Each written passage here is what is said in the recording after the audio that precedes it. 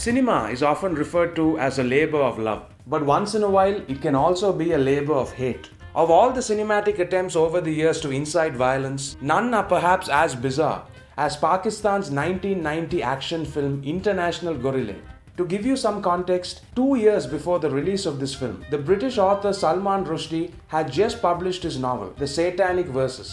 The reaction and controversy to the novel is now infamous. The book was declared offensive to Muslims, mostly by people who hadn't read the book themselves. The main rumor was that the novel used the term Satanic Verses to describe the Quran, which wasn't even remotely the case. On the 12th of August 2022, just a day before the posting of this video, Salman Rushdie was stabbed multiple times at an event in New York. His fate still remains unclear and we wish him a speedy recovery. This attack is part of a 33-year-old fatwa issued by the Ayatollah Khomeini calling for the assassination of Rushdie.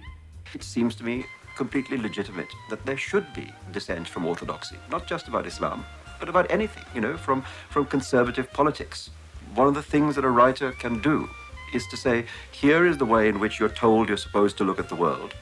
But actually there are also some other ways. In the middle of all this chaos, riots, shootings, murders, book burnings, bombing attempts, the Pakistan film industry released International Gorillay, a movie about 3 Pakistani brothers who decide to find Salman Rushdie and murder him for daring to criticize their religion.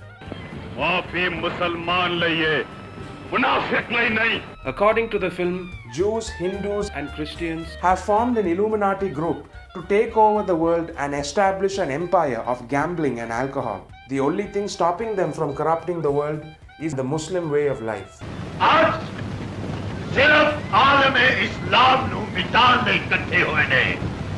The leader of this Illuminati is none other than author Salman Rushdie himself.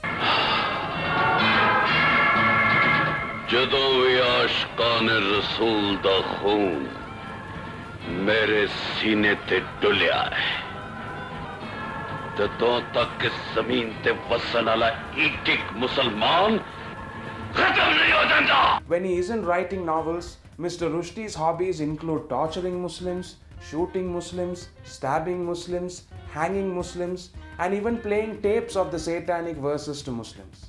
ਤੇ ਦੇ ਸਿਰ ਤੇ ਸਾਡੀ ਕਿਤਾਬ ਦੀ tape ਚਲਾਤੇ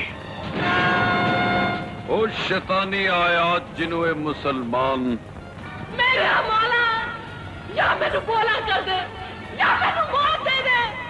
Even dying children demand his death as they pass on. ਬੋਲ ਕੀ ਚਾਹੀਦਾ ਸਲਮਾਨ ਰਿਸ਼ਤੇ ਦਾ ਸਿਰ ਚਾਹੀਦਾ. In one failed assassination attempt after the other, they disguise themselves as doctors, as dancers, as sheiks, as women, and at one point all 3 of them even appear as Batman for no apparent reason.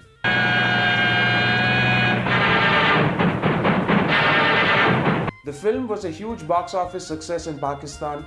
Of note is the climactic song. The lyrics are so moving that the Jewish assassins working for Rushdie convert to Islam on the spot. God finally hears their prayers and sends flying Qurans, yes, flying Qurans, to smite Salman Rushdie.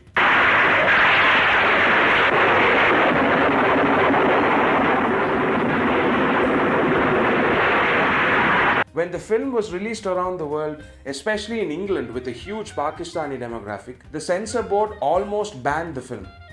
After all, it was directly calling for the murder of a British citizen. But the ban on the film was dismissed when Salman Rushdie himself said that he was against any kind of censorship of any art, even if it personally vilifies him. He refused to sue the filmmakers. Thanks to this, the movie was safely released in the UK and in other countries. The very filmmakers who made a movie opposing freedom of speech had to rely on that same freedom of speech to release their film globally. However, no controversy also meant no publicity, which means no success. So the film went completely unnoticed at the international box office and disappeared into complete obscurity. Today, a good copy of the film is hard to find even in Pakistan and is remembered by only a handful of people for being one of the most outlandish productions ever made.